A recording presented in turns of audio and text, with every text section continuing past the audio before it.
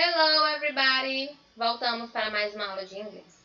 Olha só, a gente vai concluir hoje o nosso workbook com o capítulo 2, tá? E a gente vai dar início ao capítulo 3, tá? Vamos ver algumas coisinhas, certo? Façam as anotações no caderno, beleza? Mas é tranquilo, relaxa. E sobre a correção das atividades da semana passada, a gente vai falar lá no finalzinho, combinado? Vou ampliar aqui a imagem para que vocês vejam melhor. Olha só, no capítulo 3 a gente vai ver have to, must e should, certo? E antes da gente começar, a gente vai ver a atividade que vocês vão fazer lá na página 115, beleza? Do workbook conclusão, certo? Então aí vocês vão ter essa imagem belíssima, né, do capítulo 2. How much do you know about technology? Quanto você sabe sobre tecnologia? Aí, gente, quem tem um livro vai perceber que ao lado dessa imagem vai ter um texto, certo? Só como ele era grandinho, eu cortei ele e botei aqui para o pessoal poder copiar. Porque eu sei que vocês vão copiar, né, no caderno, fazendo atividade. Pronto. Aí, lá embaixo, gente, para vocês observarem aqui, vocês vão ter 4 tipos de frases, certo? Daquelas conditional sentences que a gente estudou. Então, vocês vão fazer o que? Vocês vão ler o texto e aonde tiver essas caixinhas aqui, ó, vocês vão colocar a letra A, B, C ou D, tá? Que são exatamente as frases que vão completar o texto, tá? Então, não precisa escrever a frase toda. É só colocar o item, certo? Então, observem, tem que fazer sentido, tá? Então, não adianta sair colocando A, B, C, D na sequência sem ter noção do que tá fazendo, tá bom? Então, mas eu não sei inglês, o que eu faço? Traduz, né? Vai lá na internet, pega e digita lá um pouquinho, é bom que vocês vão aumentando o vocabulário de vocês. Olha que chique. Então, é muito simples. Vai ler o texto e vai colocar a frase que vai completar, tá certo? Nesses quadrinhos. Ok? Agora sim, nós vamos começar a unidade 3. Vai lá, é só aquela questão, só aquela questãozinha lá, tá? Da página 115 primeiro. Pronto, agora a gente vai falar sobre a nossa gramática da unidade 3. Have to, must, should, certo? O must e o should a gente viu bastante, né? Quem estudou lá no colégio no ano passado. Desde o 8º, 7º ano a gente vem falando sobre eles. Aí o que acontece? O have to, ele vai ser um pouquinho mais complexo, por quê? Porque lembra que eu falei que a gente tem duas formas, né, do have, que vai ser o has, tá? Então aqui embaixo, ó, do have e do has to, eu coloquei quando é que a gente vai utilizar essas belezas. O have to a gente vai usar quando a gente tiver esses sujeitos aqui, ó, esses nomezinhos. I, que é eu, you, você ou vocês, we e they, certo? E o has to a gente vai usar quando for he, she e it, certo? Lembrando que nem sempre a gente vai utilizar esses pronomes aqui de cara, tá bom? A gente pode trocar, a gente pode substituir por outro substantivo, beleza? Então, para que vai servir o have e o has to? Para falar sobre obrigações que precisam ser cumpridas. E essas obrigações a serem cumpridas, elas são determinadas em formas de lei ou regra, certo? Então, vamos aqui ao primeiro exemplo. At my school, na minha escola, students have to wear uniforms, certo? Ó, percebam que eu não usei nenhum pronome, tá? Eu coloquei, ó, students, alunos, estudantes. Como tá no plural, então é a mesma coisa que eles ou elas, tá? Então, ó, students vai estar se referindo a eles ou elas, they. Por isso que eu usei, ó, have to. Então, na minha escola, os alunos têm que usar uniformes, certo? Então, se ele tem que usar, vai ser uma regra, certo? Pode ser uma lei, talvez, depende do país, enfim. Mas, nesse caso aqui, ó, os alunos que têm que usar uniformes, vai ser uma regra. Quando eu quero dizer que essa regra ela não precisa ser muito comprida, né? Tem gente que tem que usar uniforme, mas não usa. Então, a gente vai usar na forma negativa. Então, vai ficar: At my school, students don't have to wear uniforms, certo? Olha só, ela usou aqui o don't have. Por quê? Lembra que eu falei que student está se referindo ao they, eles ou elas? Olha só que eu coloquei aqui do lado, no amarelinho. Toda vida que eu usar o have, vai ser don't, para essas pessoas aqui, certo? Ó, don't have. Aí eu coloquei aqui embaixo. Quando o have to ou has to é usado na forma negativa, passa a ter o sentido que não precisa ser cumprido, certo? Aquela lei, aquela regra. Não é que não precisa ser cumprida, que a pessoa sabe que tem que fazer, mas não faz, certo? Aí, Elaine, tu colocou aqui, ó, perto do has, o doesn't. Por que tu botou o doesn't? Porque dependendo do sujeito, né, ó, he, she ou it, eu não vou usar don't have, eu vou usar doesn't have. Por exemplo, se no lugar desses students fosse, sei lá, uma menina, Maria. At my school, Maria doesn't have to wear uniforms, certo? Então, a Maria, ela doesn't, ela não tem que usar uniformes, certo? Então, vai depender somente do sujeito.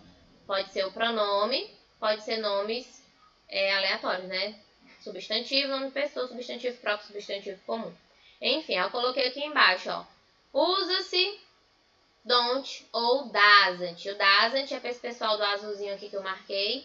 E o don't é o pessoalzinho aqui do amarelinho que eu marquei também, ok? Então, o que vocês precisam entender do have e do has to? São coisas que a gente usa para obrigações severas, né? Que precisam ser cumpridas. Lei, regra, tem que fazer e pronto, não é preso. Ou então, tem alguma consequência, tá? E quando a gente usa na forma negativa, ela dá aquele sentido de que ela não vai ser cumprida, né? Tem sempre alguém que vai burlar o sistema. Beleza? Passando aí para o must. O must também a gente viu, né, ano passado, que também vai ser usado para obrigações, certo? Porém, quando na forma negativa, passa a ter o sentido de proibição firme. Ou seja, vai ser o contrário do have e do has to, certo? Quando a gente usa ele na afirmativa, vai ser aquela obrigação, né? Aquela leizinha que a pessoa cumpre ou não cumpre. Mas quando ela é na forma negativa, é uma obrigação, né? Uma proibição. Lembra daquele negócio de não poder fumar dentro dos hospitais? É proibido? Pronto, must. A gente vai usar nesse sentido, certo? Eu botei aqui no exemplo, não. O exemplo foi: You must drink water every day, né? Você deve, você pode, tem que beber água durante o dia, né? Todos os dias. Aí o que acontece? Está na forma afirmativa, olha aqui o must, certo? Então é uma obrigação. Mas é aquela obrigação, né? Se a pessoa bebe ou não bebe, né? Vai depender dela, certo? Agora quando eu uso aqui, ó, You mustn't park the car here. Então, mustn't, ele está na forma negativa. Então, vai ser uma proibição, certo? Você não deve, né, estacionar o carro aqui. Então, é proibido estacionar, beleza? Então, lembra sempre desse pequeno detalhe. Na afirmativa, vai ser aquela obrigação, mas que vai depender muito da pessoa querer cumprir ou não, certo? E quando na forma negativa, uma proibição firme, quase que uma lei não, né? Uma lei que a pessoa vai ter consequências mais sérias se ela não fizer, ok? E o should, ele vai ser bem mais simples, tá certo? Então, ele vai ser usado para conselhos ou recomendações, sem diferenças, né, da forma afirmativa ou negativa. Vai ser muito mais tranquilo, tá? Então, ó, she should take a taxi because it's late. Então, ela deveria pegar um táxi porque está atrasada, né? Então, é um conselho, uma recomendação. Ela pede se ela quiser continuar atrasada, ela vai a pé, certo? E aqui na forma negativa, she shouldn't take. Então, ela não deveria pegar o táxi porque ela não está atrasada. Beleza? Tranquilo, né? Prontinho. Forma interrogativa lá, não existe desse povo? Existe, certo? Você pode usar? Pode, sem problema nenhum. tá? Então, aqui vai depender da resposta para essa pergunta, né? Então, se ela for afirmativa, vai ter um sentido, se for negativa, vai ter outro sentido. Entretanto, o should não vai importar se é afirmativo ou negativo. Aqui foi, lembra dos estudantes, né, na escola. At my school, na minha escola. Os estudantes devem usar uniforme, certo? Aqui vai ser na forma afirmativa. Na interrogativa ficou, at my school, do the students have to wear uniforms? Porque tudo o do é line. Lembra que eu falei pra vocês, né? Que os students tá substituindo que pronome? They. Então, o they, ele vai ser usado com do na interrogativa, beleza? Aqui a gente vai ter o must. You must drink water every day. Você deve beber água todos os dias. E na forma interrogativa, a gente tem que pegar o must, né? Que ele vai agir como um verbo auxiliar. E a gente passa ele pra frente, tá? Ó, must pra cá, you pra cá, repete tudo, ponto de interrogação. Must you drink water every day? Ponto de interrogaçãozinha. E o should da mesma forma, olha só, forma afirmativa. She should take a taxi because it's late. E na forma interrogativa a gente troca o should com o sujeito da minha frase. No caso vai ser she. Então, ó, should she take a taxi because it's late. Certo? Ok? Tranquilo, né? Vocês têm que ter cuidado só mais com o have e o has, né? Por causa do verbo auxiliar, de ou das. E o restante é mais tranquilo. Beleza? Página 39, vocês vão fazer uma questionzinha bem de nada, tá certo? Como é que vai ser essa questão? Vai ser resposta pessoal. Então, vocês vão elaborar frases, certo? Usando aquelas palavrinhas que a gente acabou de ver. Dependendo muito se é uma obrigação, se vai ser um conselho, se vai ser uma proibição. Então, vocês têm que ter cuidado com a estrutura, certo? Da frase que vocês vão usar. Então, por exemplo, aqui na letra A, I, que é o sujeito, né? Eu, tracinho, né? Tem uma barrinha aí que vocês vão completar. Eat healthier. Então, eu, né? Devo fazer alguma coisa para ter uma alimentação mais saudável, né? Eu não devo comer doce para poder ter uma alimentação mais saudável. Então, eu devo comer mais legumes e assim por diante. Tá certo? Então, vocês vão observar aqui quem vai ser o sujeito. Ele está sempre antes dessa barrinha aqui, ó. Então, na letra A, sujeito I. Na segunda, na letra B, in my community, young people, é o sujeito, né? Na minha comunidade, né? Pessoas jovens. Tananana. Na letra C, o sujeito vai ser my neighbors, né? Meus vizinhos. Na letra D, my family, minha família. Na letra E, meu cachorro, certo? Então, vocês vão elaborar a frase utilizando esse sentido de conselho, recomendação, proibição, obrigação. Beleza? Tranquilo? Pay attention. Deixa eu olhar aqui pra cara de vocês. Voltamos. Olha só.